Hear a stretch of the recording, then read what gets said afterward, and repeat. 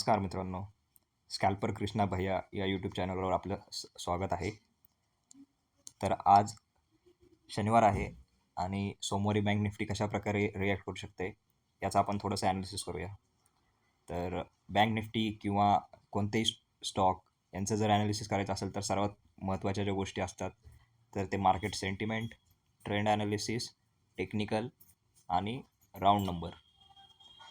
तर जसं की सगळ्यांना माहितीच आहे की मार्केटचं सेंटिमेंट पॉझिटिव्ह आहे, कारण मोदीजी पुन्हा तिसऱ्यांदा निवडून आलेले आणि उद्या त्यांचा शपथ समारंभ आहे.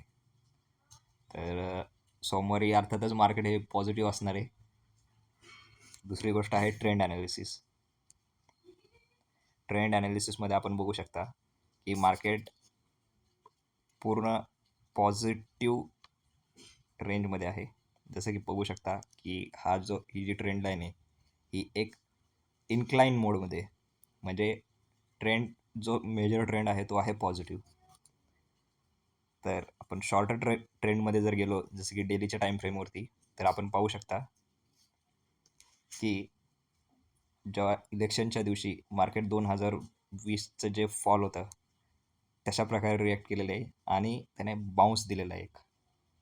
ठीक आहे, म्हणजे त्याने एक प्रकारे युटर्न घेतलेला आहे, निगेटिव्ह टू पॉझिटिव्ह. प्लस शपथविधी म्हणजे सेंटिमेंट डबल झाले. आणि शेअर मार्केटचा रूल आहे ऑलवेज गो विथ सेंटिमेंट. तर मार्केट हे पॉझिटिव्ह सेंटिमेंट झालेत, ट्रेंड पॉझिटिव्ह सांगतोय. आता तिसरी गोष्ट आहे टेक्निकल. टेक्निकल डेलीवरती काय सांगतं, जर आपण हा जर हाय घेतला आणि हा जर लो घेतला तर मार्केटने 0.5618ची लेवल ब्रेक केली आहे आणि बरोबर त्याच्यावरती क्लोजिंग दिली आहे, म्हणजे मार्केट हे बुलिश ट्रेंडवरती गेलेले आहे. आता चौथी गोष्ट, राऊंड नंबर. 2 दिवस अगोदर बरोबर मार्केटने 49,803ला क्लोजिंग दिलेली आहे, जवळपास 200 पॉईंटचा गॅप.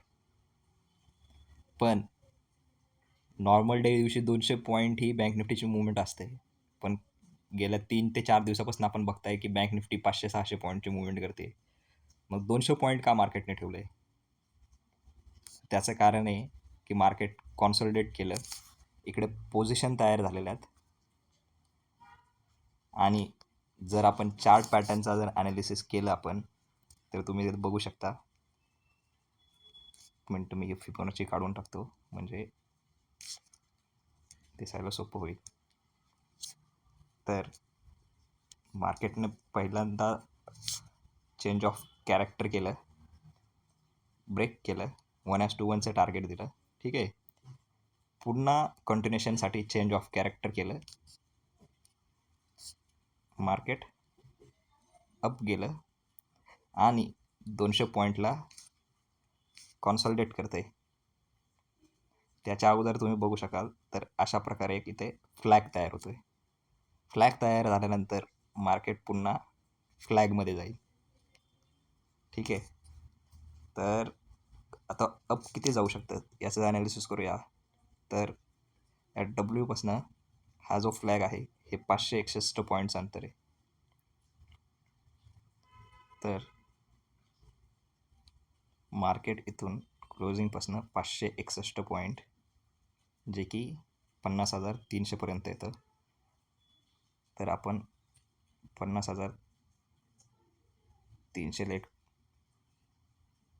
9 मार्क करूयात, एक नॉर्मल लाईन. तिथून आल्यानंतर पुढचा जो राऊंड नंबर येतो तो आहे 50,500.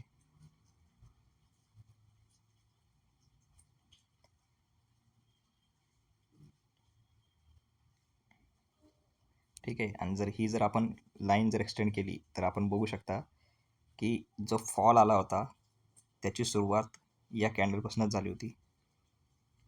ही फर्स्ट कॅन्डल ब्रेक केलं, रिॲक्ट केलं, मार्केट वर गेलं आणि ती लेवल ब्रेक केल्यानंतर मार्केट कंटिन्युएशनमध्ये गेलं. म्हणजे हा आहे स्ट्रॉंग रेजिस्टन्स. तर स्ट्रॉंग रेजिस्टन्सच्या अगोदर मार्केट पूर्ण तिथं थोडंसं कॉन्सल्टेट करेल आणि इथून डायरेक्ट जो मॅजिकल आकडा आहे 51,000चा तो मार्केट अचीव करेल, असं माझं ॲनालिसिस आहे. तर बघूयात सोमवारी काय होते. नमस्कार. जय हिंद, जय महाराष्ट्र.